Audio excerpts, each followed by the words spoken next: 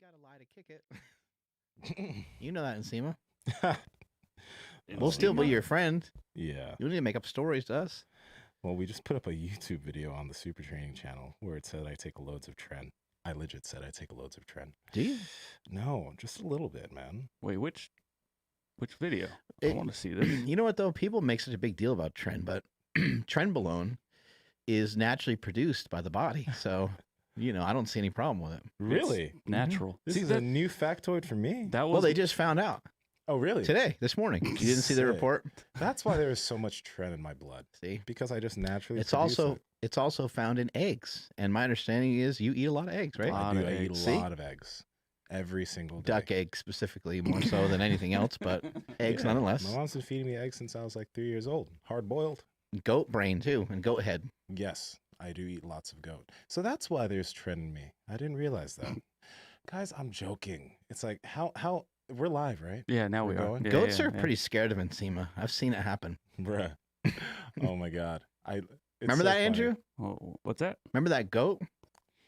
Fucking jumped over that fence one time when he saw Nsima. You remember that? It's because it knows that I would slaughter it. Well, it was funny because It's like drooling and shit. It's we, like, whoa. we all have guns and shit. We're shooting stuff. That goat's like, whatever. And then Nsima comes out. It's like, nope, I'm out. Yeah. You Peace. smell the Nigerian on me. Yo, we love goat meat. Goat meat is good. If you guys haven't had goat meat, you It's should so- try it. I don't think I've ever had goat meat. You should try it. It's pretty damn good. Is it comparable to anything else? Lamb or something like that? Or no? Lamb. Lamb is softer. Goat meat isn't necessarily tough. It's just it's I don't know. I don't know what I could compare it to. If anything, I can compare it to beef. I can compare it to like steak.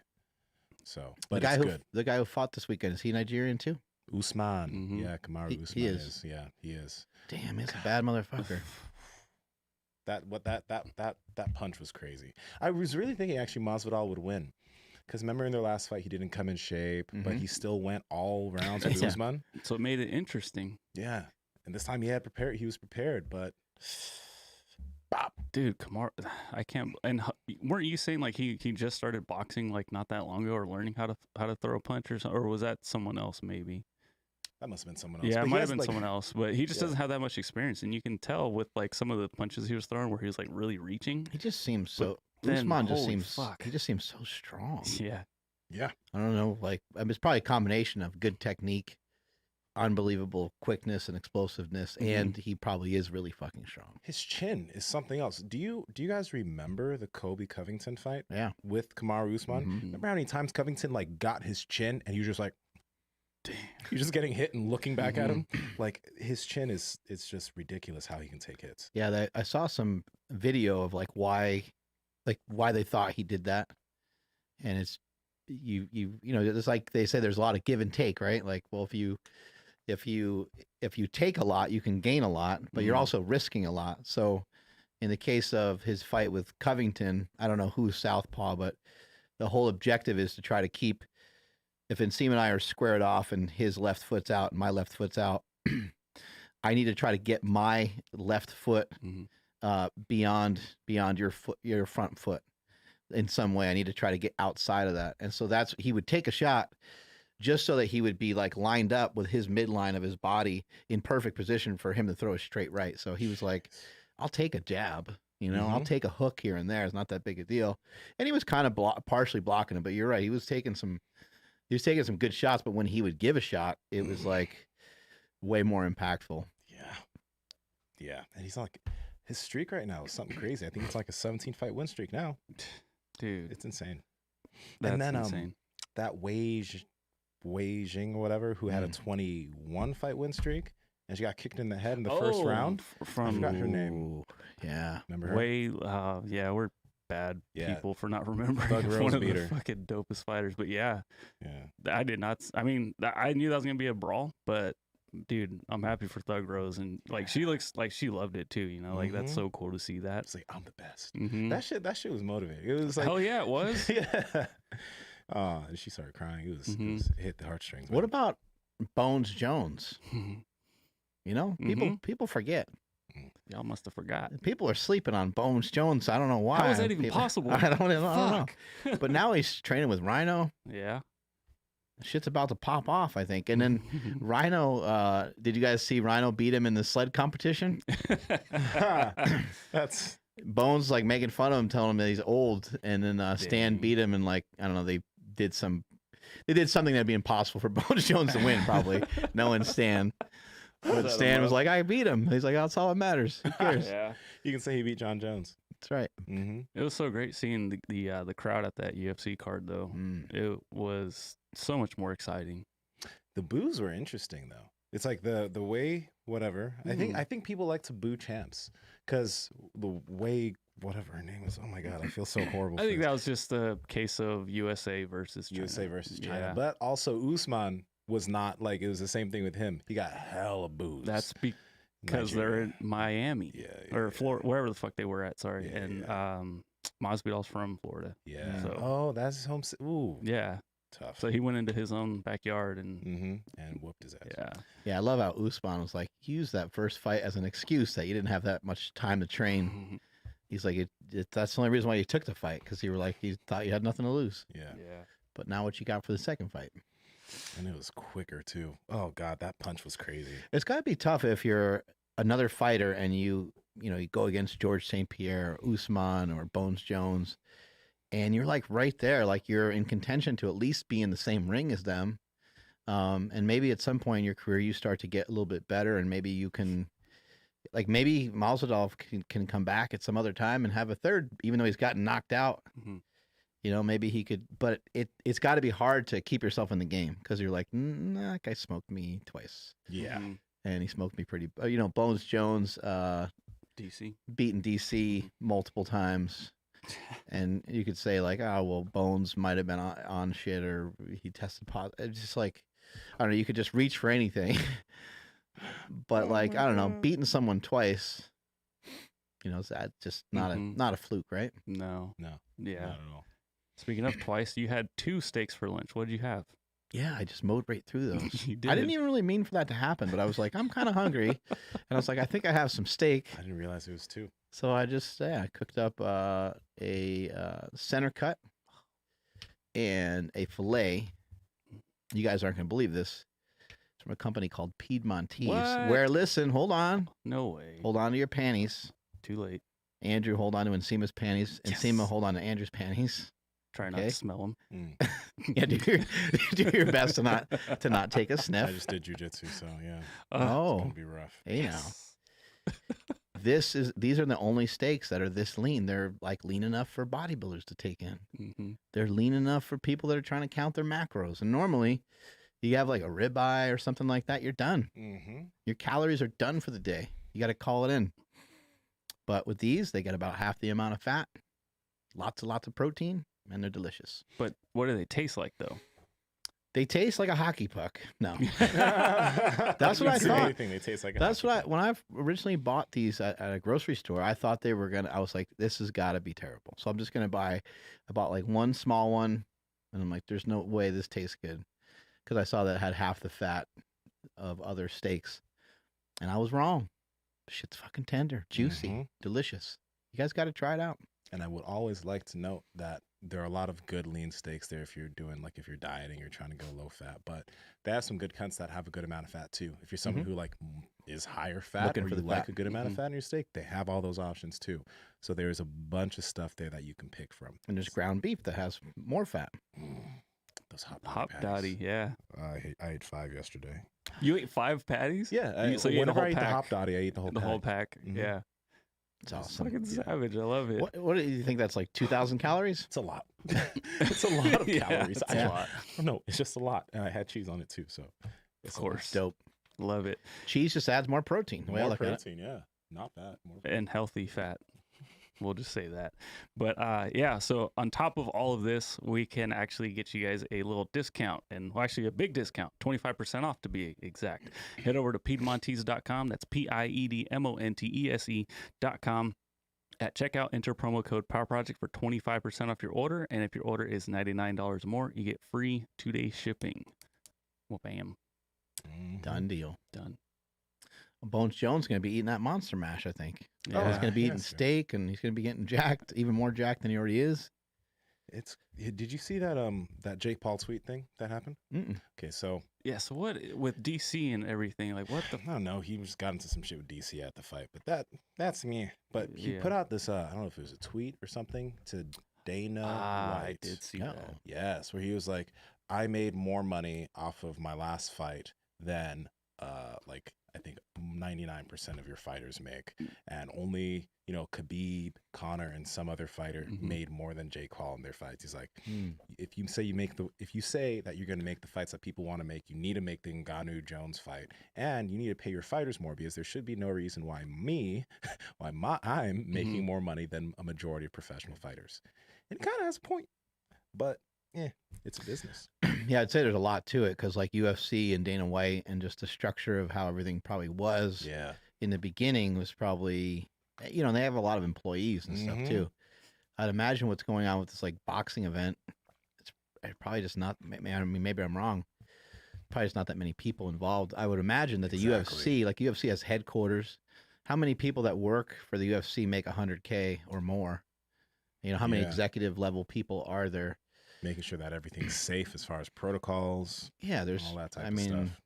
You know what? I understand what people are talking about. I get that they're trying to get, like, I would love to see the fighters make more money. But Dana White and the Fertitta brothers, along with Joe Rogan being like I guess an employee of the whole thing, but and Joe Rogan's podcast, those guys have transformed fighting forever. They really did. It was nowhere. No one cared about it. People didn't even really. I mean, in other countries, people watched it. They had Pride Fighting Championships, and there's some there was K1 was huge. They had some like underground stuff too, but like in the United States, it wasn't a thing. When I was a kid, people would always talk about martial arts. Like, oh, I wonder what that martial arts guy would do against that like world's strongest man competitor, or what the wrestler would be able to do against the karate expert or whatever. And Dana White, he fucking made that shit happen, and it's unbelievable. So I'm always like just grateful that the whole thing's even around because it got banned a bunch of times. Even after like UFC 1, I think UFC like 2 or 3 had to be done in like Alabama, and it was like they had everything set, and like people were flying to the event. People were going, and they're like, nope, it's not here anymore. It's not in Colorado. It's in Alabama. Yeah, they had to he's gone through that stuff so many times. ESPN didn't recognize it as a sport, and now they bought it. Disney bought it. Yeah, ABC, Disney, ESPN. ESPN did not reckon. They wouldn't report on it at all. They wouldn't even comment on it. They wouldn't even have it on the ticker. That's crazy. At the bottom, it's barbaric. Yeah, it's the savage. This is not you putting up your hands against someone else and fighting him that way is not a sport. That's what they thought. And so Dana White had to push through all that fucking bullshit. I think he's a pioneer and a legend. And I don't know how these guys can make more money because I would imagine a big part of the whole thing is figuring out how to get as many people to buy the pay-per-view as possible. And I think Conor McGregor kind of ensures that. Even now, if Conor McGregor came back and just had some random fight against whoever, he would crush it again. Yeah. That's why, Jake Paul's tweet, right? It makes sense that Jake Paul made the amount of money that he made off of that fight because he is more famous than the majority of UFC fighters, and people want to see him get beat up. So it makes sense that he made that amount of money because a lot of fighters, they have to try to build a name for themselves. If you're a fighter that doesn't have a big following, well, the amount of draws that you're going to get onto the sport, it's going to be hard for you to be able to make that much. That's why Adesanya and these more famous fighters can make so much because they also bring a lot of eyes to the sport. Can give you another example. If Donald Trump, oh God, and Biden were to have a pay-per-view fight, that would be legendary. Yeah, they would make more money than Conor McGregor ever made. Yeah, they would. You know what I mean? If they had no holds barred, people for some reason they want to see that was the essence and the beauty of the original UFC. Is not everybody really knew how to fight, and everybody remembers Tank Abbott. Tank Abbott he's still my favorite fighter. He was 50-50. He was like 15 wins and 15 losses. And he went in there and he just threw bombs. And a couple of times when he got tapped out, he was like, "That's weak." He's like, "Come on." He's like, "Come on, seriously? Like you're gonna grab a hold of my foot and twist it?" He's like, "Yeah, I had to tap out because you could break my foot." He's like, "I get it, but come on, let's actually fight." Like, you know, he thought fight like men. Yeah, she thought it was like cheap, you know. But obviously, you learn later on like what jujitsu is and all that stuff. But I think people love that it was so unconventional. It's like, what's this big fat guy? You know, they had one of the first fights. There was some guy who was like 350-pound, like sumo wrestler looking dude, and he went against a guy. Oh man, I can't remember the guy's name. He's like a legendary kickboxing guy, but the guy just sidestepped the sumo wrestler. The sumo wrestler must have weighed 400 or 500 pounds. He was huge. He just like sidestepped him as he was charging. You thought the guy was dead because the sumo wrestler came right at him. And all the guy did was sidestep him just a bit and just threw a kick and it was over. The guy's tooth went flying out in the front row. The guy's nose was completely bloody and he's like holding his face on the ground. And you're like, what? Holy crap. You were like, yeah, you were like, what was that? Yeah. Because like, I don't know, you hear a lot about technique and all these different things, but you're like, that ain't gonna hold up against some big fat guy who's like mad. You know, you're like that shit ain't gonna work. See if you can try to pull it up, Andrew. I'm trying. It's so Gordeau or something, or man, I can't remember the dude's name. It would be like UFC 1, 2, 3, like yeah, it's somewhere. like UFC 1, I think. I think it's UFC 1. I think it's the first fight out of the gate, I think. Oh God. And it like made me a believer from day one. I'm like, I'm in. I hope we can see this. I really do. I'm in on this. But that's the crazy thing about like you notice how like in a majority of UFC fights you'll see like first fighter in featherweight history to do this, and every single fighter has like some type of historical thing. That just shows how like new the sport is still, because every single fighter is doing something. that hasn't Andrew, been done. you're the best. Oh, is this the video or is this just... it's just a still? So yeah, but. You can find a video, right? Or I'll look for it. But all right, maybe the guy's not 500 pounds. It's probably like 350 pounds. He's not small. It's not small at all. Holy shit. Damn, I cannot. It's driving me nuts that I can't think of that guy's name because he's a legendary striker. Yeah, Gerard Gordeau. There we go. That guy was a badass. Yeah. But yeah, those early days, it was like super unconventional. There was actually one guy. This is the dumbest thing I've ever seen. Oh God. One guy had a boxing glove on. Just a single boxing glove? Yes, a single boxing glove. I don't know. He probably thought it was an advantage. Yeah, here's like one of the first fights ever in the UFC, I think. Oh my gosh. Oh Lord. I need play-by-play. That is a big boy in there. Oh yeah, he's definitely. That's like a big octagon something. too. Oh yeah. And because he kicked him when he was down. Oh! I forgot that he kicked him when he was down. Oh yeah, he got a good punch in there too, and like the guy's eye was all messed up. And God dang! Boop! Whoop bam! Oh! Owie! George St. Pierre was saying recently that he thinks all that should be legal. He thinks it should be like literally kind of anything goes. I think you need some rules, like.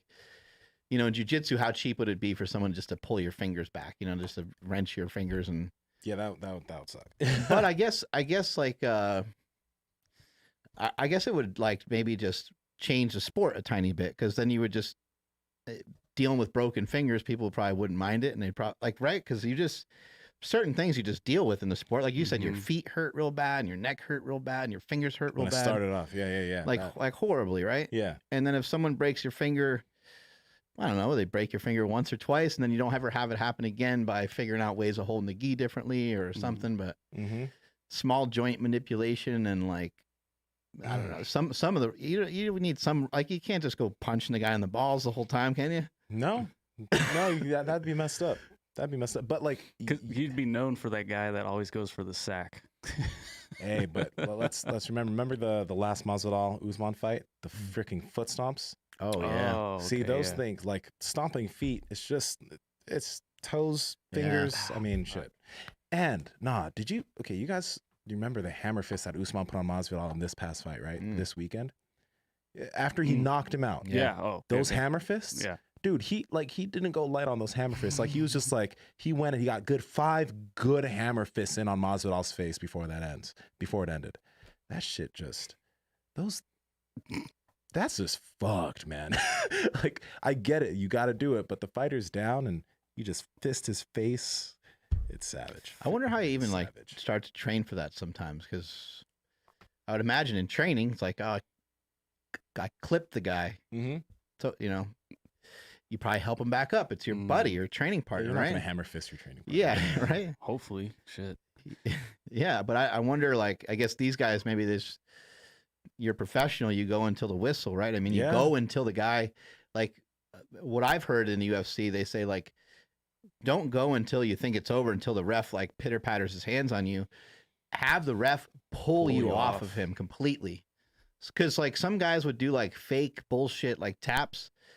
That's kind of a strategy. Like, Chael Sonnen and some other guys will do, like, a little mini tap, and they're like, what? I didn't tap. It's like, no, you fucking... So it's like, if you have an opportunity to break the guy's arm, you unfortunately need to just go through with it as much as possible until the ref sees that what you're about to do and can just slide right in there and just pull you off of him. Yeah. That's why, I mean, that's why you can't necessarily get mad at refs when they call things too early. But you got to keep the guys safe. You have to. I don't want to see anyone's head bouncing off the mat. Mm-mm. I like to see a good fight. I like to see a good contest, a good knockout here and there, but I don't want to see the guy's head bouncing off the canvas. Yeah. It was Royce Gracie, right? He was in the UFC first. Yeah. I remember watching just like a timeline of his career, and he was tapping a guy out, and then he like kind of let up, and then the ref was like, "No, you're still fighting. Oh, careful." And then I remember after that, he would hold it, the ref would call it, and he'd be like, "Are you sure?" Like, he would be like, "He's gonna be in pain now because you fuckers missed it the first time." And I just thought it was great because it's like, yeah, you gotta keep going, man, till they rip you off. People try that shit in jiu-jitsu tournaments. Like, they'll fake tap you. Like, they'll go like this and just in an angle so the ref doesn't see it, and you'll let go, but the ref didn't see it, so they'll keep fighting. People do that stuff. So you gotta, like, when you have a submission, you gotta hold it until the ref comes in and takes you out, because people be slimy like that. That's super smart. It is, because you're probably trained to, like, all right, I got to ease up. We're training, we're trying to learn. I got the guy in a good hold. He tapped out, but then you kind of lose the fact that you're like, I guess when you're in a match, it's like a little bit almost more like a organized fight, and you got to treat it as a fight. Yeah, interesting. I wonder, like, in jiu-jitsu, have you ever seen this? Like, has anyone just like lost their shit? What do you mean lost their shit? Like just throwing a punch or kick? That I've seen that happen. There's this guy named Herbert Santos. If you look up some of his, when he gets mad, he turns into an asshole. That's why people don't like him. But you don't see that much. Yeah, you don't see that much. It's only like real crazy. I recognize cats. like you would just be banned from tournaments and shit. Yeah, but like I can understand how it could happen where you just. But frustrated. That'd be the worst. You get more frustrated, then you get your ass kicked even more. Oh God, yeah, it's fun though. That'd be rough. That's like a walking competition where you just want to start sprinting. Yeah, you just want to start running. Yeah, fuck that. You get your ass kicked in that too. How about Daniel Bell, 11-13 squat? Wow. Did you guys see that? No. I think I did. I did see that. That was deep.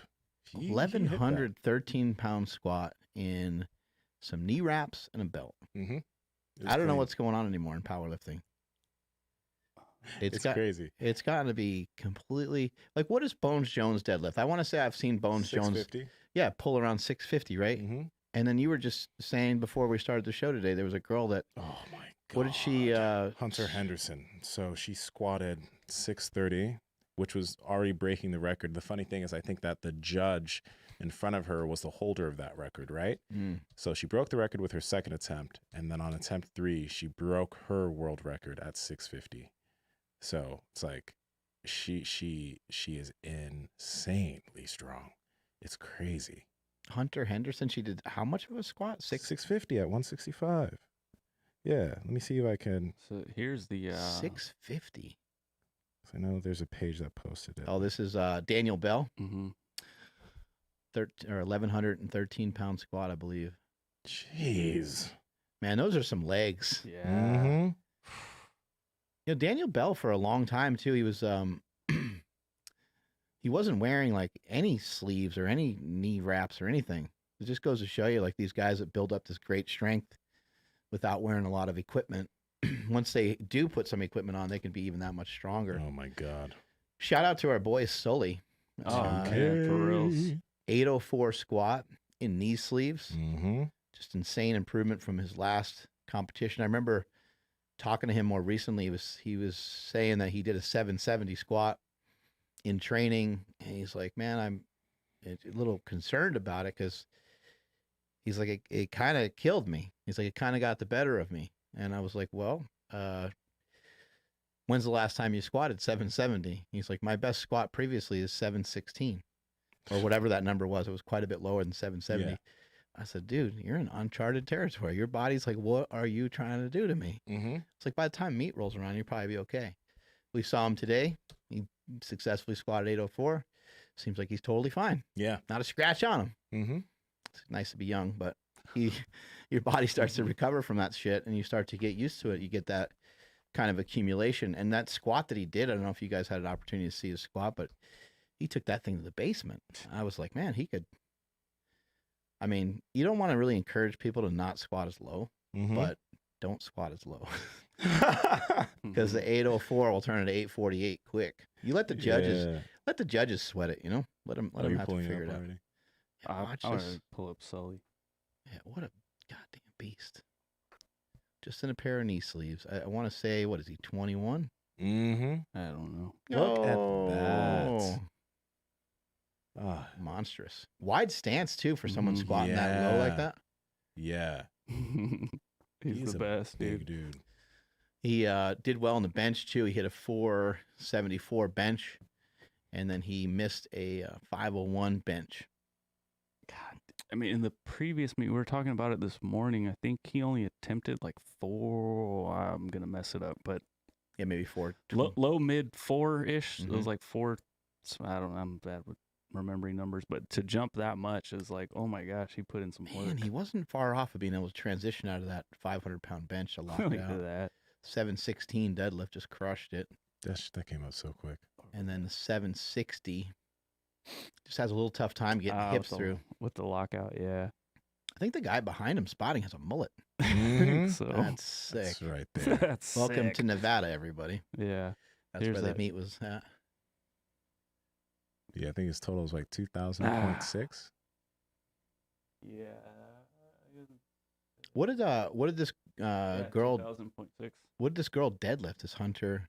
Hunter Let me Henderson, find what it. did she do? What- Any idea? What's her IG again? Hunter M. Henderson, but I don't think she posted it. It was Or- posted on Live Large. I DM'd you Yeah. 2 of the videos for her squat. She deadlifted 573 Damn. at 165. That's the thing Yeah. you forget about the girls. It's like they don't weigh that much. Mm-hmm. What? Oh my god! I looked up and the bar was already just like Yeah, springing up. you can't blink. What was that? And it seemed like the judge Let's was see like, her "Oh s- shit." Let's see her squat. Let's see. I think that was her second attempt. Her third attempt on the deadlift, it's like the judge didn't do the down command because she was holding that shit so long, and then she had to drop it. So this is 650, yeah. And like I mentioned, she already fast. broke their at-time world record at 630, so she broke her own record in the same meet. Wow. And the judge that's hugging her was the former record holder of that squat. And then Insane. Sarah, what's her? Damn it! Oh, yeah, yeah. I'm so terrible. She deadlifts like crazy too. 6. Oh, I'll find it. How about that? Yeah, it's just the numbers that people are hitting in powerlifting. It's just got to be, excuse me, it's got to be off the charts. Nsima, what do you think are some like mistakes that maybe people that are in like grappling and maybe like MMA style sports, what mistakes do you think they might be making with strength training, either in A, going overboard and doing maybe too much of it, or B, just like not really entertaining how beneficial it could potentially be? It's B, because the majority of people that are like really concentrating on grappling don't really come from a strength background. And then when they do start strength training, they really just kind of like take it easy and they sprinkle it in. And it's not something that they take time to really try to progress. So they put all of this intensity into their rolling every single day. They feel super tired. And because they put so much intensity into rolling 4 or 5 days a week, they don't have the actual energy to now go into the gym and do something progressive. Like they go into the gym and it's kind of half-assed work, and it doesn't. They don't allow themselves the space to progress. It would be just much smarter for them to like, you know, just like in the gym, we don't go heavy every single day.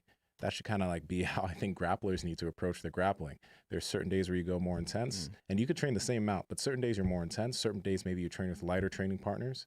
That'll allow you to have good enough recovery so that now you can come to the gym the next day and get in a really good training session where you can push some good weight and really progress it.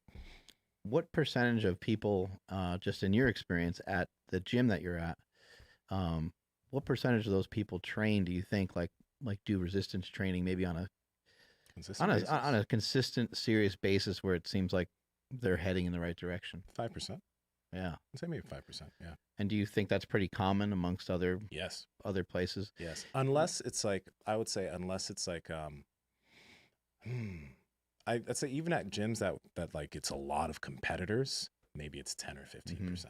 And maybe places where maybe if they're known for mixed martial arts, do you think it might be a little different? Like maybe like our buddies at like Combat Sports Academy and places like that, you think it might be maybe slightly higher because they have guys like Jesse Burdick around. Yeah, right. You know, when you have individuals that are specific, like their specialty is strength training, that's their specialty, then yeah. But a lot of these like grappling gyms don't have that.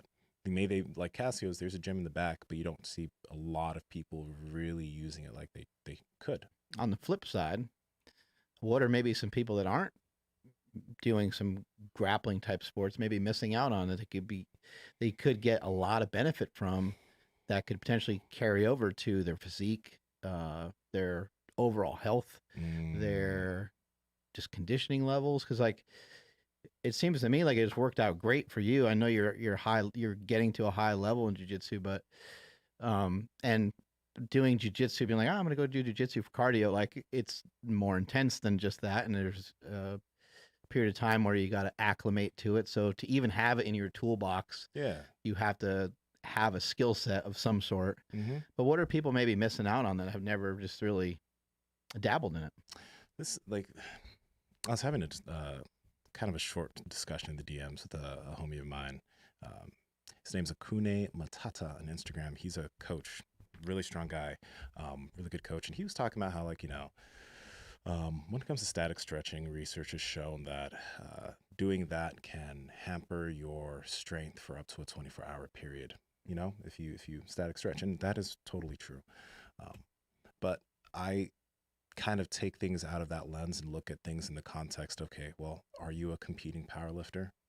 You know, if you're a competing powerlifter, okay, maybe you don't want to stretch. Maybe you don't want to do, like, you can still do loaded movements. Like there's a split squat that he was showing that you could get into different ranges, but with load. So you can do stretching with load. But I think outside of that, outside if you're a competing powerlifter, are you someone who's moving 3 to 5 rep maxes every single training session? Are you? Okay. If you are, but you're just training to train, it's not a big deal to mobilize with weight and to mobilize with static or PNF, which is, it's not going to get too technical. Like if you're doing a stretching movement and let's say that you are stretching your hamstrings and you're flexing your hamstrings as you do it, flexing and relaxing, that allows you to get into a deeper position with those movements, right? I think that if you're not someone who's focused on moving the most weight possible all the time, there is no danger in doing some of these things and allowing your body to feel better over time. Maybe instead of squatting 405 that day, you squat 385. Is that really in the long term, is that difference going to be the thing that makes or breaks you progressing? No, but what could happen is you just feel better every day.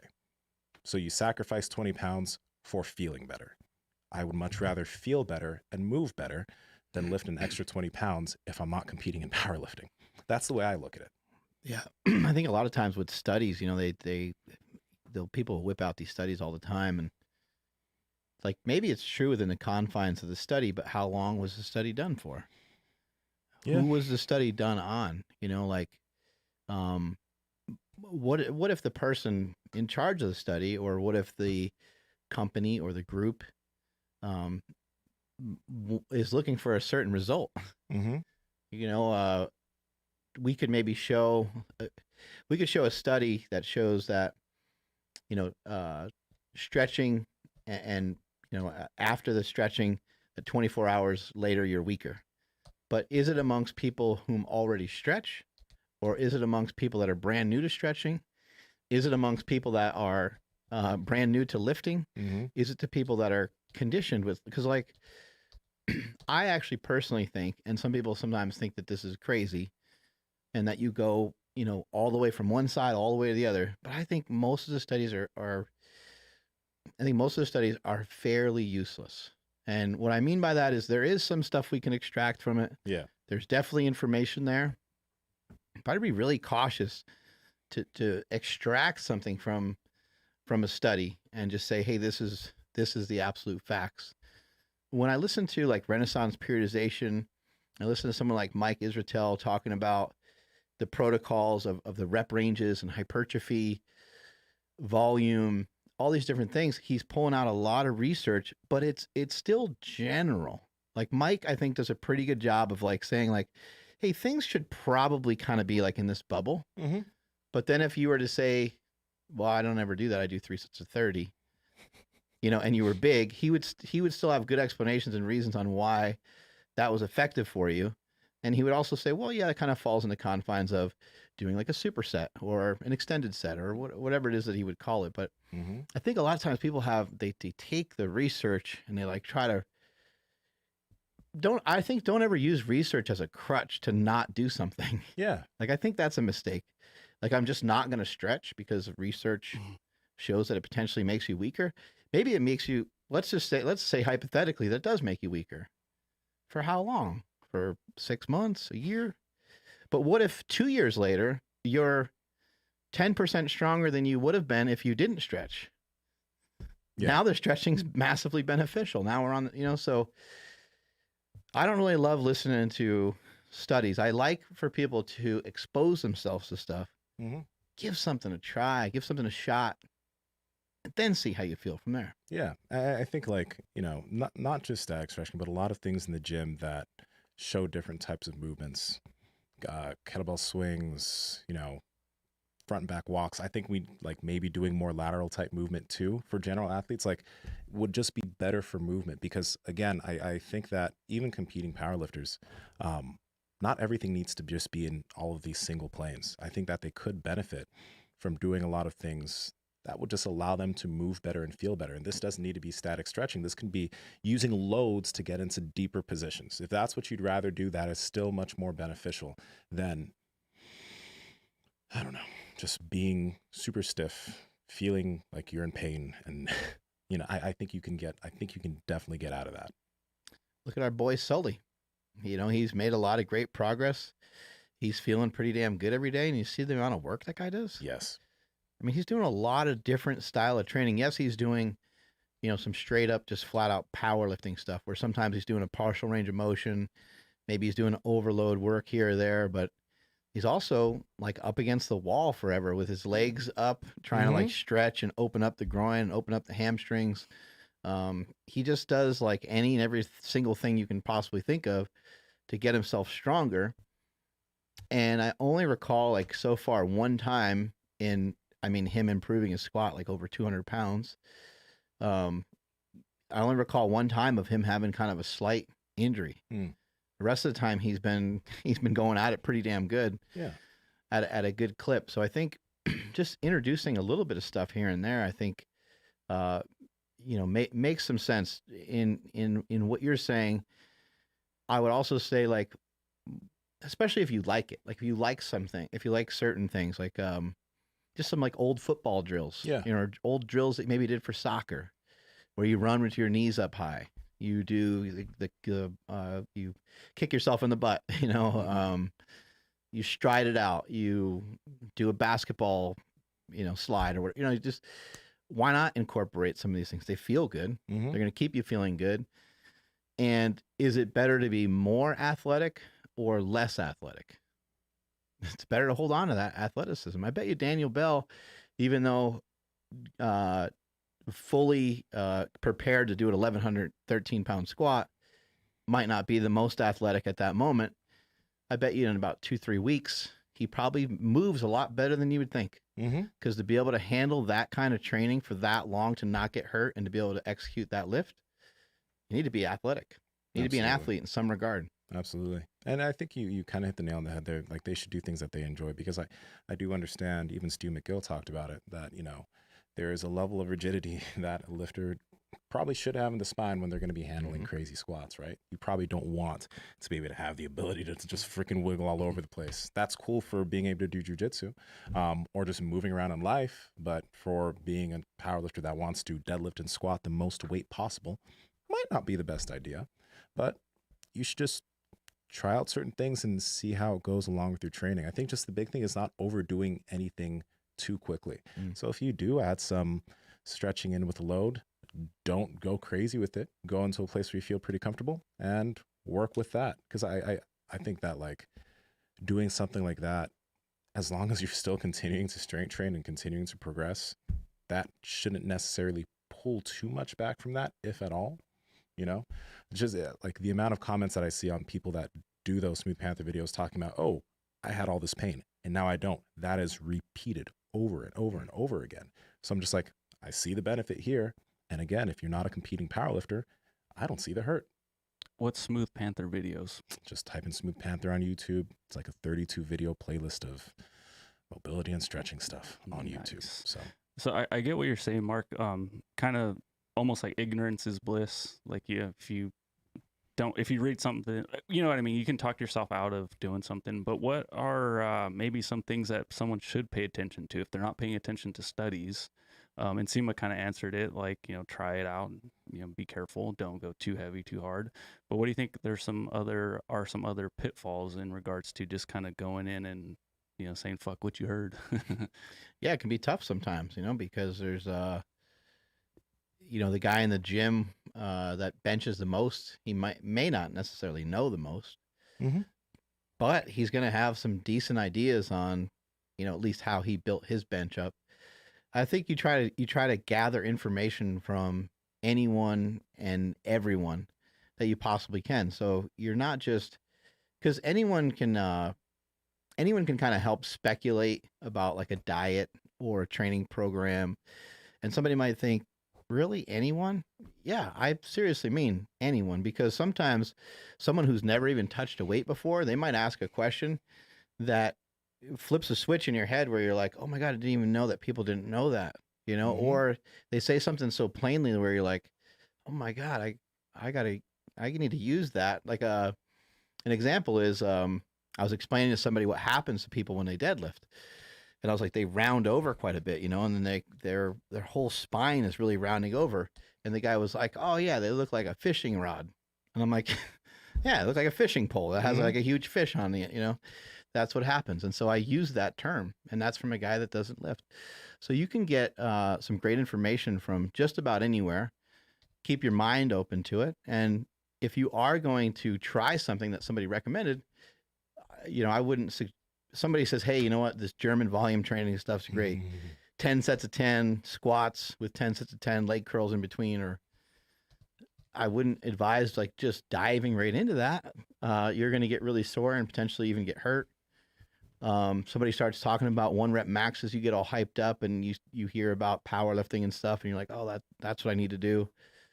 Same thing. I would just, what have you done before? Whatever you've done before, I would kind of baby step your way into it. But that's a really hard thing to do, is to try to decipher out like what's going to be in your best interest and what's not. But I don't think there's any harm in any of it as long as you start slow. If you start slow, start with weights that are light, do some of your own research. You know, someone talks about how a way to deadlift or a way to squat, ask another question on top of that, or look at another person doing that lift. And I don't know, just kind of make sure that you have the information needed to move forward before you do something and get hurt. I mean, I think that's the great thing with like how I see you train, because like whenever we have a guest that brings something, like Ben brought a lot of stuff, or even your progression from 330 to 240, like everything was a gradual addition. Even when Ben had you doing the backwards walking initially, you knew how to modulate yourself in terms of, I'm going to take this. This is the speed I'm going to be going at with this today. I'm not going to push it hard. You know what I mean? So you like, that's what you do. You add things in, but you don't add it in so quickly or so intensely that you fuck yourself up. I think it's important that people have the ability to kind of be a pussy in a way. Yes. You know, High like, five. yeah, you got to, you got to really be like a weenie about it sometimes. Is it a weenie or I'm confused? Yeah, it's both. It's Either a both. small weenie or a pussy. Yeah. One of the two. Yeah, I think, sometimes you got to be like not super pumped about the amount of weight you moved for that day. If someone says, hey, what's a great exercise is bent over rows with dumbbells, and you go all the way down to the floor and let the weight touch the floor, like where your knuckles are like on your shoes. Sure, that's probably is a great exercise. Is that a great exercise to start with a 100-pound dumbbell? 100-pound dumbbells? Probably not. Like, it would be good. Like, why not do it at the end of a workout? You already got a good workout in, so you don't have to be frustrated with trying this new thing that you're not sure how it's going to work. And grab the 20s and try that and see how that feels. And then say, oh, okay, I could see how this could be a good exercise. I'm going to throw this in my next workout, and I'm going to use the 40-pound dumbbells for 3 sets of 10 to see how it feels. Really try to like be able to get a gauge. I always thought that people make such a big deal about your warm-up, but I don't think your warm-up really matters that much. I think what matters is that you get a little diagnostic test of where you're at for the day. Yeah. Where am I at for the day? Like where's my body at for today? So let's just say you were planning on doing like a heavy squat. You woke up, you felt kind of stiff. You're like not really sure what's going to happen. Why not go in the gym and just say, I'm going to warm up the area around my elbows.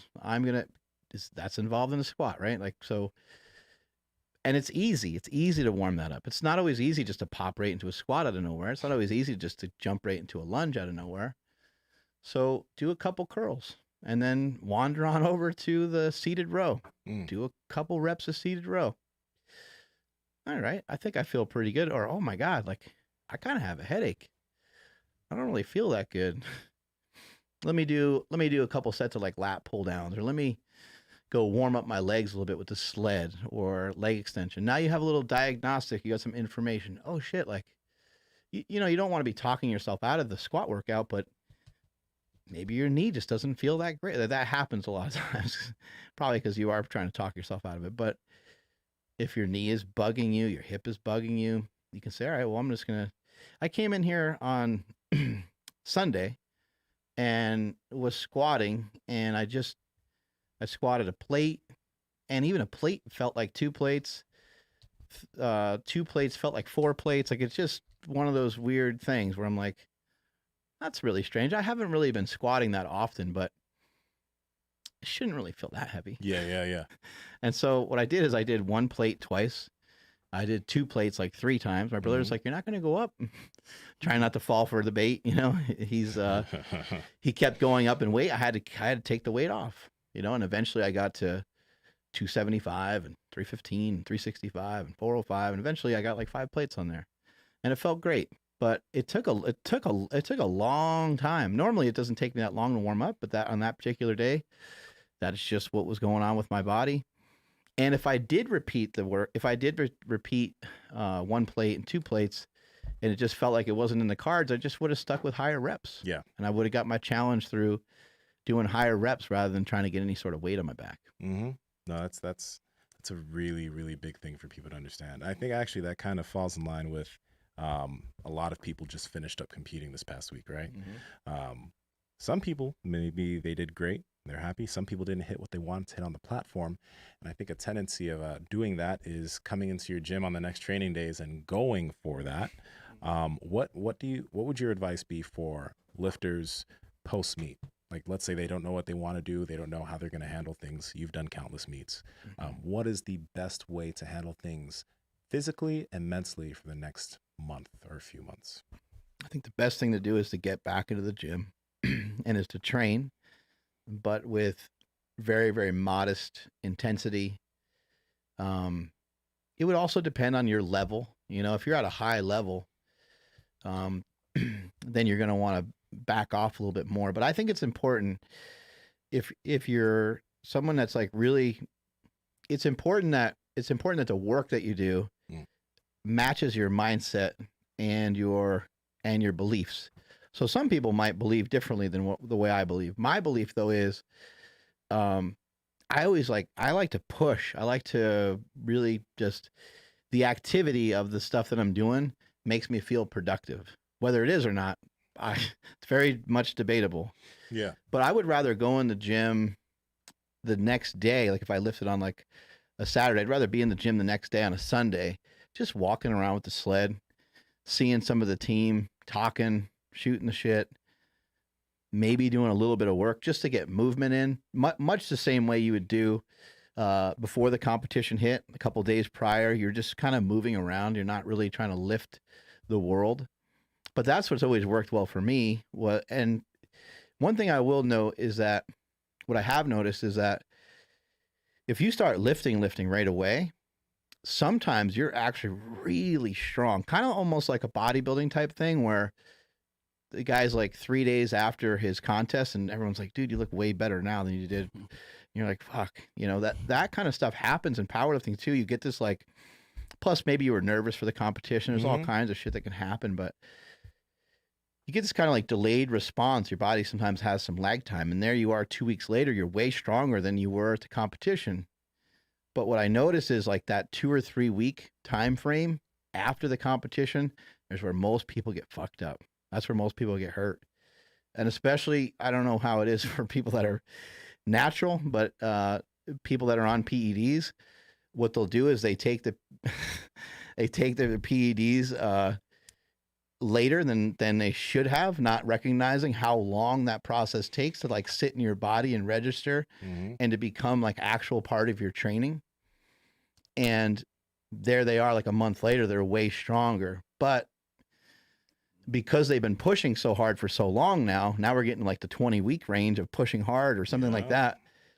Now this is where we tear a bicep or tear a hamstring or something like that. So a post-competition, whether you feel rotten about how you did or whether you feel really good about how you did, I would proceed with caution. I would take about a 2-week time frame and just start to evaluate what it is you want to do next. What, do you want to compete again? Do you want to do a bodybuilding show? Do you want to just chill? Once you've made that decision, that's when you're going to step your training back up. But don't make any decisions until that time. Just enjoy yourself. Pick exercises that you like. You like to leg press and do curls, and you like to do machines and shit. Like, do all that stuff. Get all that stuff out of your system, because you might end up right back into training again, where you're going to have to do a bunch of things that you probably don't always enjoy doing. Yeah, I think that's one of the biggest. That's the biggest thing right there. You know, you just finished competing, right? Take the time to do some things you haven't been doing, or do some things you maybe been interested in doing. Like, say you just want to do some snatch grip deadlifts. It's just something that's been interesting to you. Go do some light snatch grip deadlifts. You know, let's say that you love incline pressing, incline barbell pressing. Spend a few weeks and work on your incline press, right?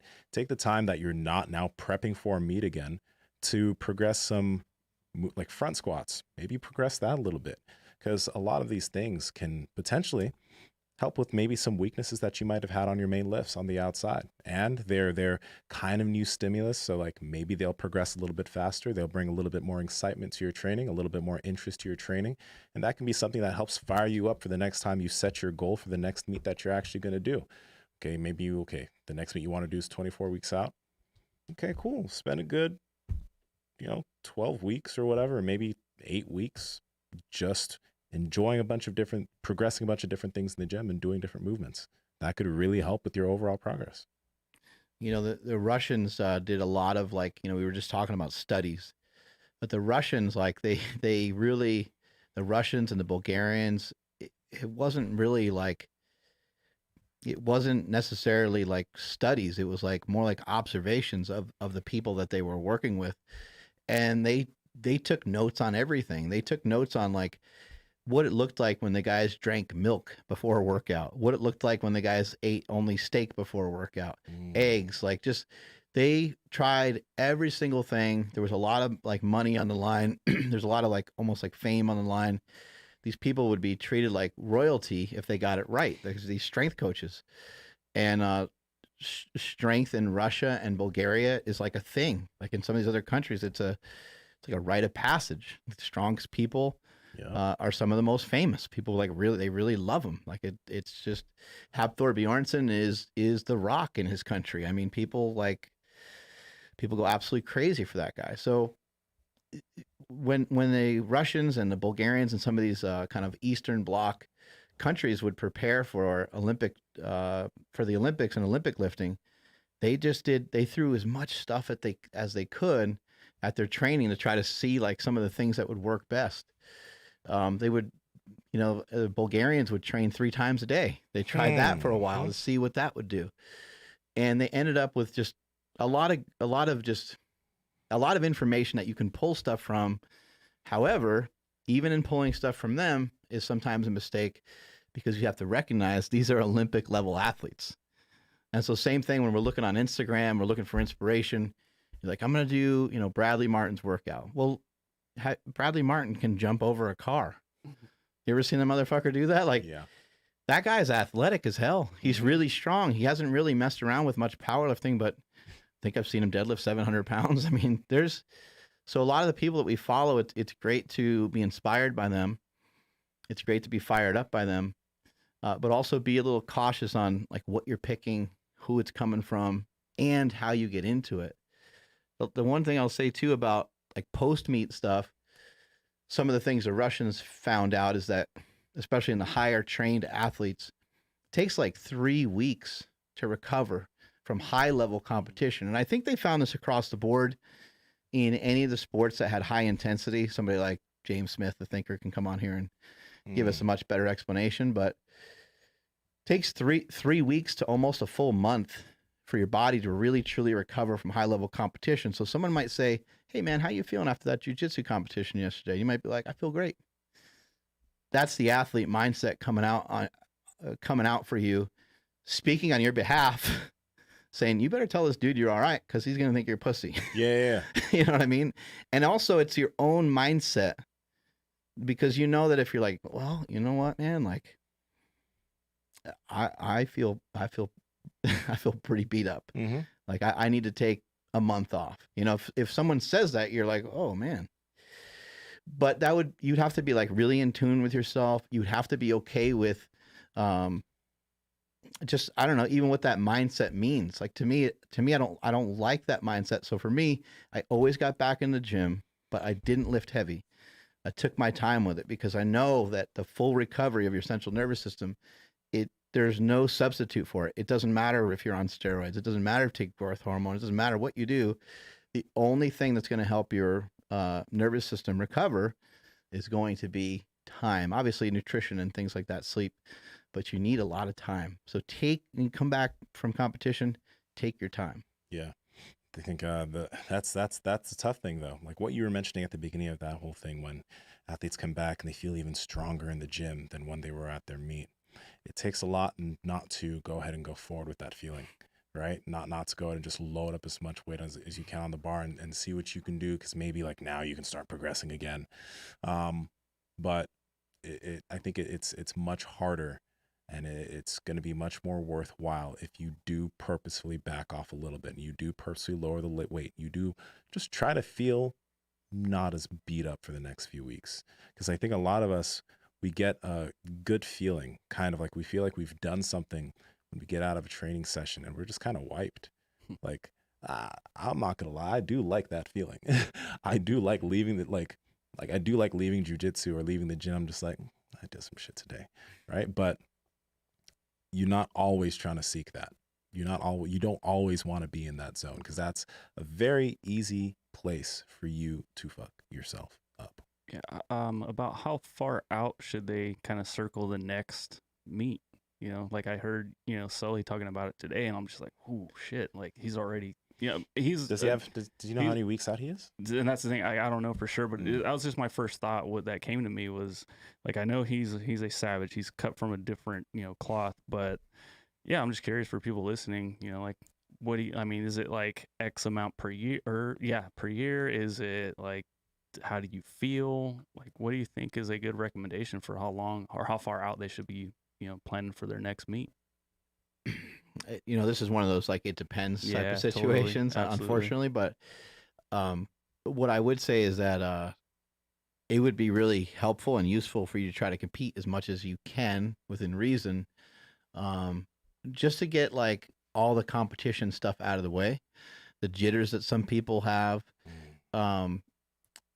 and also just getting like some real platform experience. But in general, I think people should probably only compete about 3 times a year. Start doing more than that. But if it just gets to be too much. But if you're a younger lifter and you're just getting started, I don't see any problem with competing often. Competing 4 or 5 times in a year. But I would only do that for like the first year or 2. Yeah.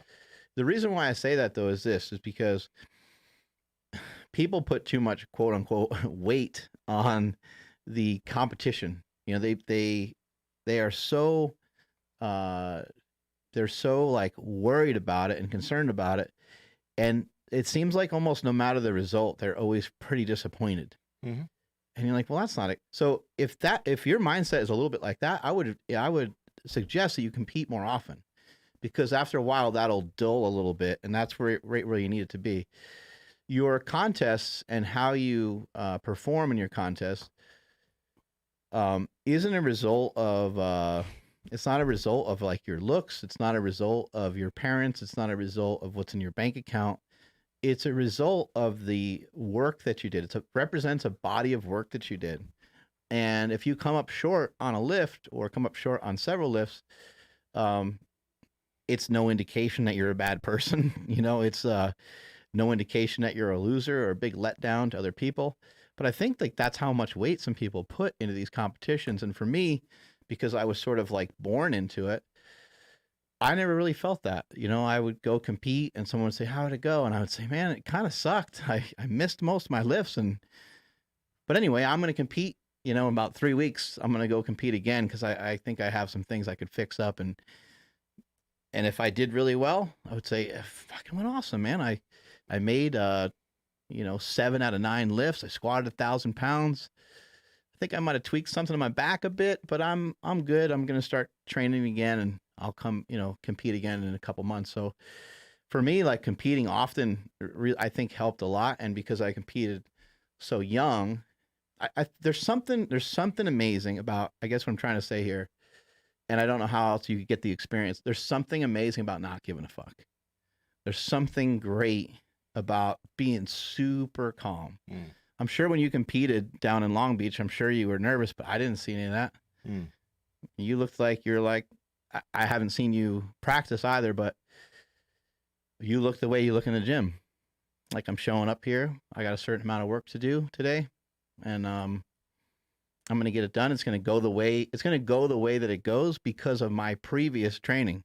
It's not going to go because of some spectacular thing that I pull out of my ass today. Or some pre-workout that you took in your car or something, So I think that's where people kind of lose sight. It's a byproduct of stuff that you did for a long time. There's no reason to get too emotional about it. There's no reason to like cry about your deadlift or be so tied to it in that sense. Although I have been upset with myself to that point, but having gone through those experiences and being that frustrated with myself, I kind of woke up and recognized, hey man, this is not anything to act this way about. That I need to act opposite of this. And I actually just need to figure out a way to problem solve and be more productive, because my grip gave out on the deadlift. So why, crying about it's just going to put more tears in my hands and make my hands more slippery for the deadlift. So how about I go train my grip, or think about the things that you can train to go and fix it. I actually just shared with Sully, he missed a 760 deadlift and he missed a 501 bench. I said, that gives you awesome information for your next contest. Had he made those, he might not have the same information. He wouldn't be Is he going to bench 501 in the next meet? Is he going to pull 760? I would say actually, absolutely not. There's no way. He's going to do more because now he has the information. He's already in line to bench that weight. He wasn't that far off. He's already in line to hit that deadlift, but he's probably going to deadlift like 800 pounds the next meet. He's probably going to bench like 520. Like he'll be way beyond that. But had he not had that information, he might barely squeak out a 500-pound bench. He might barely squeak out a 760 pull. Yeah, I like what you were mentioning in terms of, it's funny because you have that kind of same idea as far as the diet's concerned. I've heard you mention to people like, if you want to binge, just go fucking binge. Go get it all out of your system. Maybe actually have so much that it makes you kind of disgusted to want to do it again. You know what I mean? So it's like, as far as competing is concerned, go do competitions because at some point you're just going to be like, I should probably just train. It's funny because like I kind of have maybe a different viewpoint in terms of powerlifting competing, just because like especially when lifters are newer, they have such this ceiling of the amount of strength that they can gain that I'm just like, do a few competitions, but then like don't be competing all the time because like the more you have to prep, the more you're peaking, and man, it's just like all this time can actually be just spent training and gaining strength, right?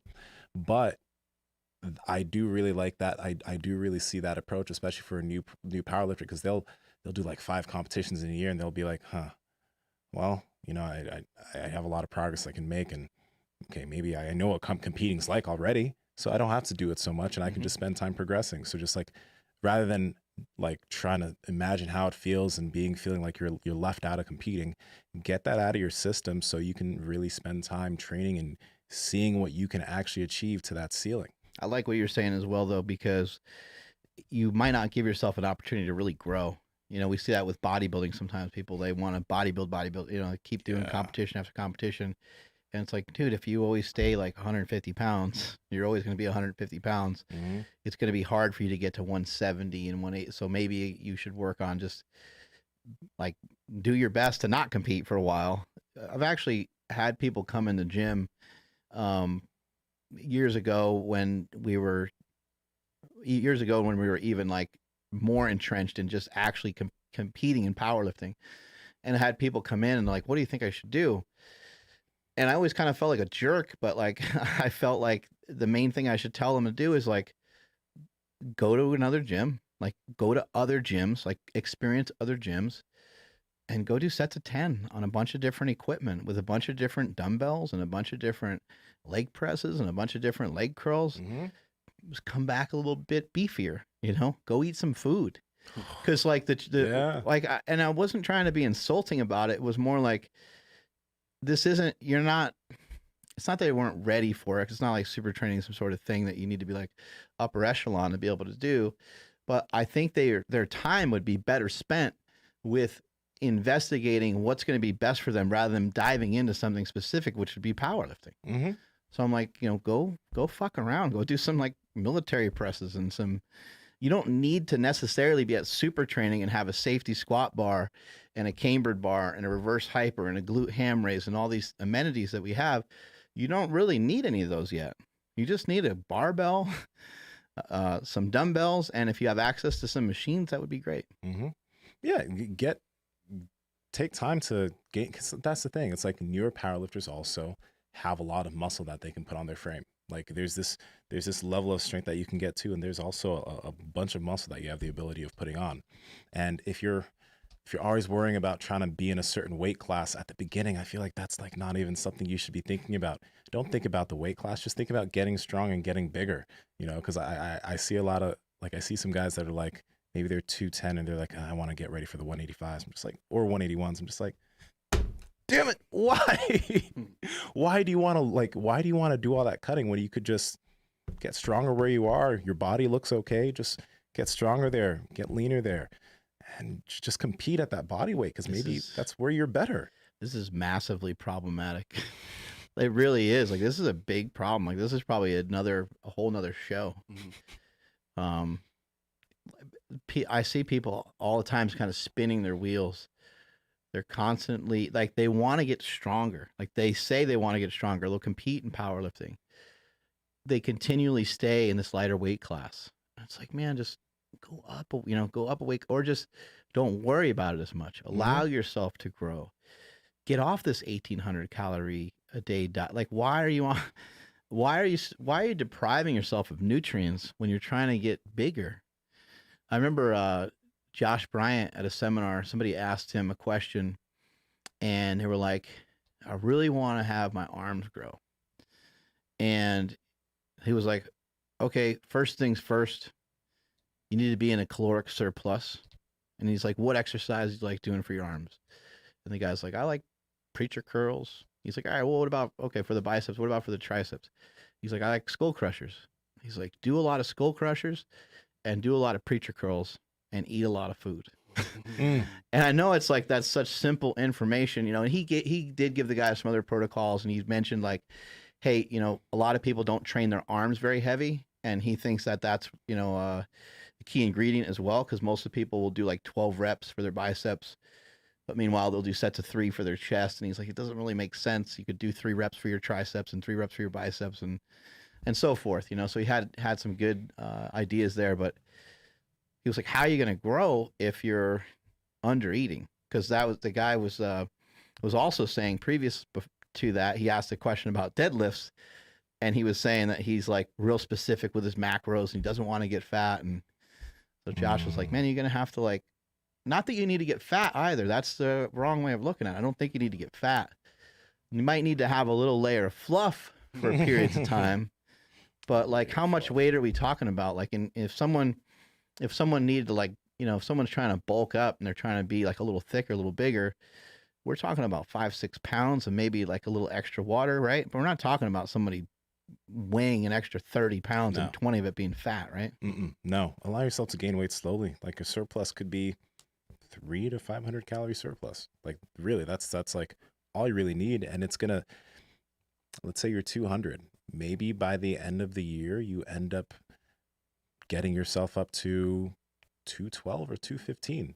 Not 230 or 240. You could do that. That'll probably be quite a bit of fat, but maybe like, and what is that? Close to a pound a month or a little bit more, right? So that's the thing. It's like, I think a lot of lifters, because everyone wants to be competitive in what they're doing. That's the big thing. Everyone wants to be competitive.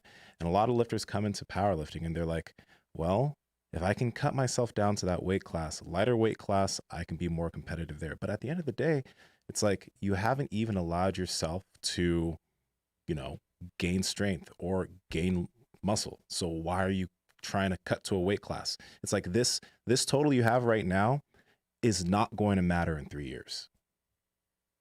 You should just compete just to get a total. You shouldn't even cut for your first meet or second meet, maybe. No one even knows what a total is.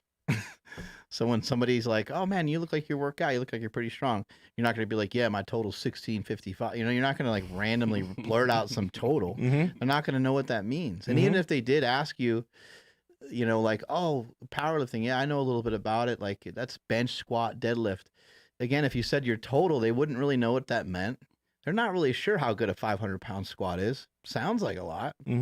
Do you need to say anything more? Like when I was in Redondo, I was running the stairs, and this guy's like, oh my God, dude. He's like, your legs are huge. He's like, what do you do for your legs? And I said, well, I've been squatting for many years. He's like, how much can you lift? I said, 500 pounds. He elbowed his buddy in the chest. He's like, 500? He's like, I told you that guy was strong as an ox. So people they think that those kind of weights are, they don't have anything like, they don't have anything to compare it to. Like someone at their local gym does like 3-4 plates or something, right? And so they don't really know. And no one, like Nsima is saying, it's like, it's not gonna matter to you that much. And don't be competitive with where you think these imaginary folks are, that are potentially maybe coming to this powerlifting meet. Be competitive against the actual weight. Like I want to figure out a way to lift 405. That's my goal. 405 deadlift. That's my goal. Have that be the main focus rather than I'm going to, you know, lift 405 at this particular body weight. Like and if you do the weight, then maybe you can think about like, oh, that would be kind of sick to do the same weight, but to do it in lighter weight class. But even that I don't agree with. And this is the thing. It's like okay, even though a majority of powerlifters, their main goal is like squat, bench, deadlift total. let's just be real. A lot of lifters also want to look good too, right? So when you're starting this, maybe something you could kind of be or think about is visualize kind of like, what do you actually want to weigh? Like as a guy, like let's say you're starting off at 180 and you're starting this whole thing, you're 180 pounds. When you've achieved the strength that you want to achieve and you're as heavy as you want to be, is your goal still to be 180 or did you want to be 210 or 215? You probably want it to be heavier. So just start heading in that direction. Like just start allowing yourself to go in that direction, gain strength, gain weight, gain size. Don't worry about cutting yourself for, a weight class. Just head in that direction. Because I mean, it's just like in jiu-jitsu, like if one of your goals is to compete at a high level as a black belt, right? What you do in terms of competing as a white belt, all those things, it's just progressing you towards there. So it's not right now, it doesn't really matter.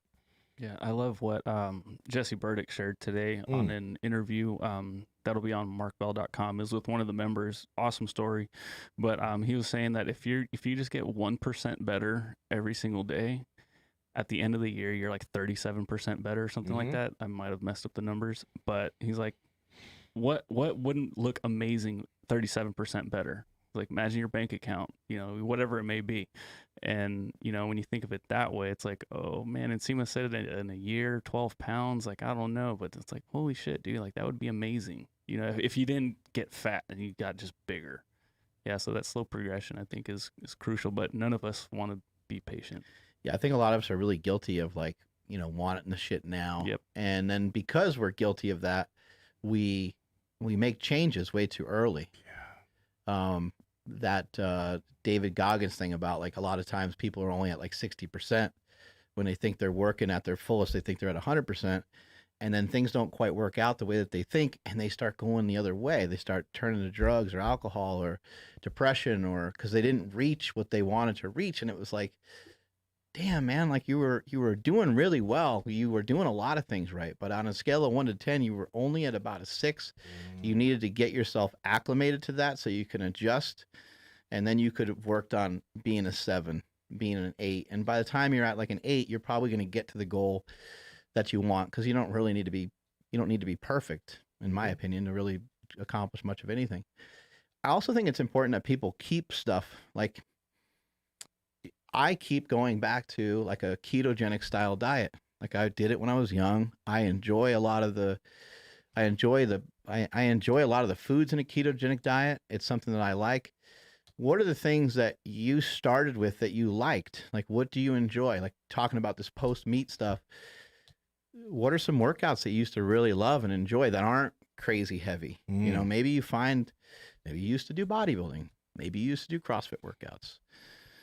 Maybe you used to just train a little differently. Whatever. Maybe you used to hike. Go hike for 2 weeks. It's not gonna kill you to do something totally different. It's just gonna rejuvenate you. It's gonna make you better in the long run. Another thing to keep around too, and this is something I forgot about until I talked with Nsima more recently, was keep an exercise around for a little while.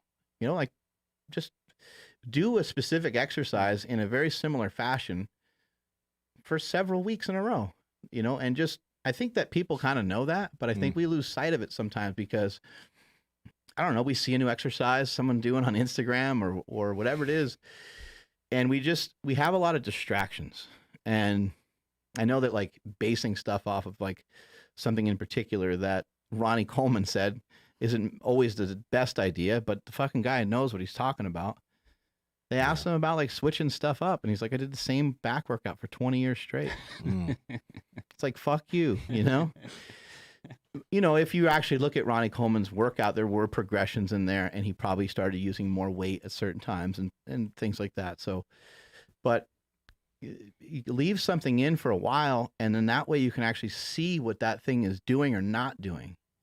Like if you do pull-ups 1 week, and then the next week you do lat pull downs, and the week after that you do seated row, and the week after, it's going to be hard to have good information about what is working well for you. So instead, maybe you keep something in for a while. Try to keep it in for about 5-6 weeks. We've talked about this before. Write some shit down. Now when you've written stuff down, you might be able to use that at another time. So like, man, my back was really making a lot of progress at this time. And you can go back and look and say, okay, I'm just going to, run that same play. I'm going to go back to that again. Cause that sometimes it will stop working and you might need to like revisit it at some other time. Andrew Herbman, one of the most aesthetic powerlifters, I guess, I think probably out there. That's his whole thing. He has notebooks going years back, weights that he did, sets, reps, weights. Yeah, to give yourself like, again, if we're talking post meet again, progress an overhead press or a front squat for 8 weeks. See what you can gain there. And it's a different type of stimulus. It'll probably be enjoyable since it's not just the same back squat you've been doing or box squat or the same type of squat that you've been doing all your prep. It allows you to change things up, and it's enjoyable. That's why conjugate's so awesome. That's why people love that, because it gives them different things that they can focus on. Yeah, allow yourself that. What'd you do today, Andrew? Any training today? Yeah. I was talking to Josh Settlage. Happy birthday, by the way. His birthday was on Sunday. Oh, okay. I was going to say. Yeah, no, not today. No, we don't. I mean, we could still spank him, but My mom's birthday's today. Oh, happy birthday. Yeah. Dang. That's amazing. You better get her something nice. She's going to kick your ass. I got her something nice. We got her something nice. Super nice. Yeah, I had all of the excuses, man. Kiddo had the roughest night in history officially was last night. Wow. Yeah, it was just it was more stressful than anything because he's never freaked out the way he did in my hands. And like I was telling Josh, I'm like, I didn't watch Dragon Ball Z, but when like they turn into Saiyan. Yeah, Saiyan. Saiyan, sorry. Yes. That's what he did in my hands. He just like and boom, and all the flames came out everywhere. And I was like, what the fuck? So I was stressed out. So I actually didn't get a lot of good sleep. Okay. But then it just being Monday, we got the food. I had to pack up my laptop, all kinds of shit. And I almost had that thought. It almost beat me today where it's like, dude, you don't have that much time. Just get ready to go to work instead. Mm-hmm. I was like, no, I'll get in there. Like, it's not going to kill me to just have a short workout. It's only going to help. So I ended up doing chest, and I did a lot of dog crap stuff. Tom File was showing me how to like activate my pecs better with the bands as opposed to like the cable crossover. Mm-hmm. Because my thing is every other muscle will take over instead of the pec. Yeah. With the band, it only takes over right where I need it. So I had a solid chest workout. I didn't do the sled drags like I normally do because I was short on time. Mm-hmm. But using a prototype belt didn't hurt my back. Did some just a solid chest workout in like probably like I don't know 35-40 minutes. Yeah, buddy. And it felt good. Yeah. That voice that told you like to just leave, just go to work. The Ultimate Warrior would call that the Genius Reaper. It like takes away all your good ideas. I always thought that was like really cool. Yeah. He said like you go to bed with like a dream or like an idea and you're like, that's it, man. Starting tomorrow, I'm going to do that thing. Yeah. And he goes, right before you have your first fucking cup of coffee, he goes, there he is waiting for you, the Genius Reaper, there to steal your ideas away. And you're like, fuck, man. He's so right. Dude, yeah, that's perfectly said. Yeah, the Genius Reaper was there. He was fucking screaming at me too. And I'm just like, no, like, come on, man. We're doing good. We got, this Power Project party thing I'm working on. Like, let's fucking just go. I don't care what happens. Even if you get there and like there's literally not enough time, like you hit traffic, whatever, like we're gonna go. And then I got in the car and thankfully I didn't hit too much traffic and here we are. The voice that's in our head, it's almost as if you were watching like somebody else, like in a movie, like they're making decisions and you're able to actually tell them all the wrong shit to do. Like, check your email. Scroll through Instagram. Yeah. Like I'm watching Andrew, he's going through the fridge, he's grabbing some of his meal prep and stuff. And I'm saying, no, man, just put that shit back. Be unproductive. Like I'm just throwing out opposite of what you're actually trying to get done. It's I like, don't really want to do that right now. God, we seem like we're fucking psychotic, right? We seem like we got something wrong with us. The mind is quite schizophrenic. What is wrong with us? Why is it? I mean, is it just us though? No, it's everybody. Oh, okay, good. Thank God. Is it though? Yeah, meditation helps. What about Mike O'Hearn? Oh God. Oh, never mind. I love really good like product names. The Anabar, which was great, but I think it was on his story or a post. God. It was isohern. Oh It was yeah. a protein isolate. I've never seen. I don't know if it's new, Isohern. but it's isohern. So isohern. I'm like, way to go, man. That I love that. That's got to get you huge. It should. Yeah. It's just- Well, if it has duck egg protein, it should. It's got to work. be. It's got to taste better than that. Nsima milkshake Oh my God. No, my milk. Trust me. If you have a milkshake with brings my all the special boys to the liquid, yard. man, you will grow. You will grow. I've been trying it for a long time. I'm still. Man, do you know that's a thing? No, That's a thing. Uh-oh. I'm out. Connor Murphy. Oh my God. Oh yeah, I heard he drank his own like pee and stuff like that, but he Yeah. took it a step further. And he has this video, and he said he put the full video on OnlyFans where he has his buddy here, and they're like, there's so many cofactors in semen that will allow you to have growth. So I'm gonna have my buddy, go ahead and beat off into this, and I'll drink his semen. And his buddy also was very serious, and he was like, this is on the More Plates, More Dates. You guys got to check it out. Go check out Derek's channel for this. But the dude I'm on my way. that was producing said semen was like, yeah, I usually drink my own, but I'm gonna give it to Connor too, so he can have some also. So I'm like, these dudes really be just drinking cum for growth. I'm sorry, like the world. I'm willing to we do are some in shit for danger. some games. I mean, but couldn't we just observe like porn stars and kind of go from there? Do we need to actually try it ourselves to know? Hey, shoot. Yeah, Hey, yeah. yo. What Yeah, but people really out here. my stomach hurts. And he really did drink his homie's semen, and that makes me wonder how many kids were like, oh, "That's all you got to do." A little protein shake before bed. Just mix it with some protein. What the fuck? Man, The things people will do for gains, man. who is this guy? I've seen him on there's More no way Plates, that More that- Dates a bunch of times. He's just like a famous YouTube guy or something. Connor Murphy? In the past, he used to be a guy that he used to be in better shape, but he would be like, he would go up to girls on the street and be like, kind of like, oh, do you like abs or this or this? And he'd do that type of stuff. And then he kind of transformed into a guru that does like sensual meditation. And Wow. now he's drinking his own semen and sharing his semen with friends, and friends are sharing their semen with him. And Jizzy shake. You want a recipe to be famous? Looks like that guy's on the right path. he is, it's definitely different. Let's be real here real quick. All right. Let's just have a conversation between us three. Nobody else is listening. Really. Got it. Oh, people are checked. They've checked out a long time ago. At some point, No one's listening. when I was like fifth, I know there's a point where I was like, salty. I was curious. I know in my teenage years, I was so curious one day, because you can't tell me you've never been curious what should. So yeah, I just took a little dab, little finger tap.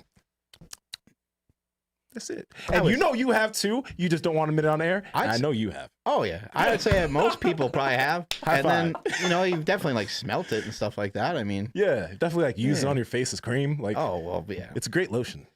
I don't do that guys are anymore, horrible. but it works. It really rejuvenates. you've wondered what my skin. I think there's this guy Ian the Rhino who asked me what my skin routine is. That's part of it.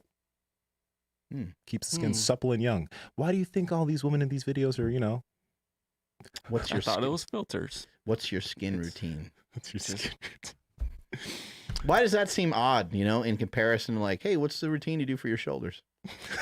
You know what I mean, right? Like if for some reason, like, what's your skin routine? Like, just sounds different. A little bit. But hey, we should do a poll. I think this is a great poll. Except how would we phrase it where we don't get banned? If dudes have tasted their own Jizz. Milk. milk. Yo. Load. Load. Well, Mark Well, and I have admitted to this. I think load would like imply that you like swallowed the whole thing. Yeah, right? no, you don't do Yeah, that. no, I'm sorry. You don't no. do that. That's weird. Just Take it take, a step too far. like I said, a little dab. If you haven't tried it, try it Yeah. tonight. Yeah, give it a shot. Just you got After Yeah, dinner. No. You know? Yeah. So Andrew, you telling us you never have? Are you I've- seriously? I've never Hand on Bible. God is watching. Okay, that's fine. Okay. I've definitely have never went like, let me see what that's like. And then, But he may have accidentally shot it into his face that was wide open. When he was hanging upside down. Was not wide open, but that would be the time. There we go. I was like, God damn, that shot far. Good thing you need windshield wipers for your glasses. Something. It's like, no, the towel should have caught it. You know what I wonder is, I wonder if there's a distinct difference in taste between male and female cum. Yeah. Yeah, there I mean, has to be. I would imagine there would be, but Yeah. I don't know. Yeah. I mean, Yeah, no, there has to be. I mean, a taste test. Pause. Where are we going in this episode right now? Downhill fast. Absolutely nowhere. Wait, okay, so you said you wonder if there's a difference between male. Yeah, there is. I don't know. Yeah, one's semen, one's whatever the fuck I am that not other going one to is. go down the question hole that I want to go down with you right now because it would be very inappropriate. But yes, it does taste different. Yeah. Yeah. Taste test. Just go home and, Yeah. you know, you And he's like, what are you They're doing? like, What are you doing down there? they're like, all right, I'll be right back. I gotta go do something. And then you just hear Mark in the background. He's right.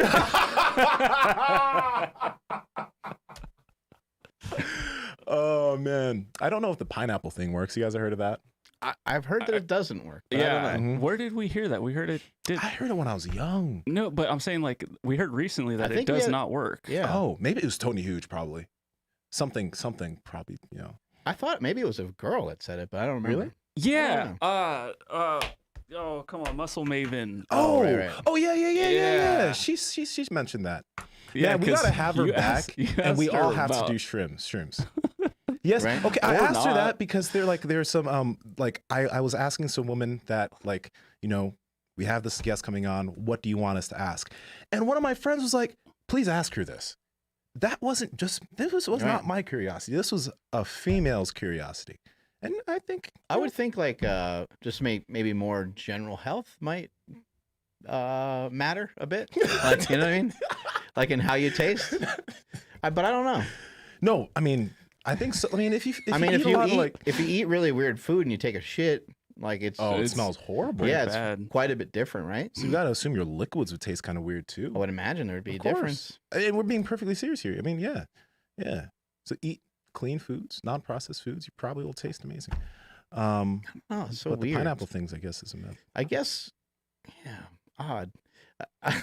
I'm trying to think. Like, I guess like what comes from your balls like wouldn't necessarily be like. It would be something that's digested by the body and broken down by the body, but like long ago, you know what I mean? And it would go into like nutrients and stuff like that. So whatever the taste would have to be so exponentially different than like it probably doesn't matter that much, I guess is my point. And let's also be real here. Like, the utility of semen was never meant to be tasted. Like, it's supposed to. Have you seen the meme of this woman? Have you ever seen those like little baby things? No. Okay. What do you mean? Oh my God. There's this But meme. I'm going to now, I bet. Because now you said it, my phone's Oh right my here. God. I wish we could find this. But there's this meme my friend said. Oh, Just can you? I have it. I'm gonna find it and send it to you because it's like I can't. So anyone that's been suffering from post-meat blues certainly won't have it anymore after listening to the show. Oh God, Right? Andrew. I don't think it's Yes. possible. I'm I gonna send this to definitely Andrew. never thought that this would ever go down this path. Pippin. Let's see. Okay, Oh, Andrew. I nailed it. In and out. If you guys Oh, aren't it went watching, out. if It you went guys, out. No, it fell out. Yeah. Rim job. Shit. you guys That's aren't the watching this halfway YouTube video- down and all the way up. you'll see it. I All the just, way up. Did you Instagram When it? Me? Yeah, At me? Instagram. Oh, damn. Do you get it? Yeah. That's so funny. Oh, that's pretty twisted. Oh, It's yeah. perfect. Yes. Yes. So that's what it is. It's just a bunch of little babies, you know, not meant to be, you know, supposed to. Anyway, I don't know how we got here, Ah, fuck. but we're here. Find this. Well, we are going to hell. I think all three of us. Oh, One-way ticket. One-way ticket. I don't know about that, Yeah. but maybe it's not as bad as people say. Maybe it's not that hot. Maybe it's not that hot. Plus, Maybe I it's- do well in warm weather. Yeah, it's not that bad. Yeah. No, that's not happening. I believe no. I believe in speaking things into existence. That All right, that's that we're taking that back. I rebuke that. Mhm. That's not happening. Been rebuked. Fluid check. Oh, Yeah. Just saw that in the chat room. Fluid check. Oh, you know, there's a wrestling move that's it's called the fluid check. I think it's not No, the fluid check. It's what's it called? oil. Oil check. Yeah, Checking oil out. check. Yeah. Yeah. It's Straight Josh to will the show it butt. to you. Has Josh shown it to you?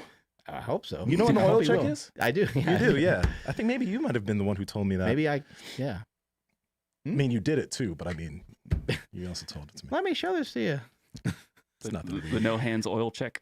Yeah. Take us on here, Andrew. I don't think this is going to get Mike- any better than it. I think we hit our peak. All right. Peak low point. Oh, Yeah. God. Man, that is an unforgiving trash can. That today. trash can, yeah. Well, along with the podcast, my camera died. So, yeah. Thank you, I think, everyone, for checking out today's episode.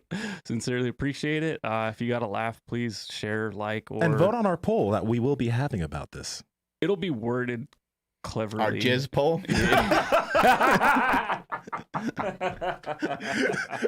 I know y'all have. If you guys say no, you are liars. Well, okay, we're- let's normalize We got a this. couple people saying no, never have. And Liars. saying that's Liars. disgusting, nasty as hell. Like, it's just fluid. It's just fluid. Anyway, I'm not going to mention the sponsor, I guess, right now. You know who they are. All links and everything down in the description below. Please make sure you follow the podcast at Mark Bell's Power Project on Instagram, at MB Power Project on TikTok and Twitter. My Instagram and Twitter is at I am Andrew Z. And Nsima, tell the people how they can get in touch with you. Nsima Inyang on Instagram, YouTube, and TikTok and Clubhouse. Nsima Inyang on Twitter, Mark. Everybody, listen to Joe Rogan with Action Bronson on if you haven't had an opportunity to listen to it. Download that shit right now. I thought it was entertaining as hell. I've I heard thought it was really, really good. They talked about a lot of shit. And Action Bronson, like probably maybe like 2 years ago, he reached out to me and us and our team, and he wanted me to like inject him with like steroids or something. And so it never worked out because I was excited because he wanted to do something on TV. And I was like, oh, this would be really, really cool. I was like, I love Action Bronson. And then it turned out he wanted me to inject him with juice. But anyway, I'd love to do something with Action Bronson, hopefully Trend, sometime in the Literal future. juice? What's that? Like literal juice or juice juice? Like Juice, trend. juice, Oh, steroids, okay. yeah. Okay. Yeah, the truck driver trend. Mm-hmm. Anyway, go listen to that episode. I think you guys will enjoy it. Strength is never weakness, weakness never strength.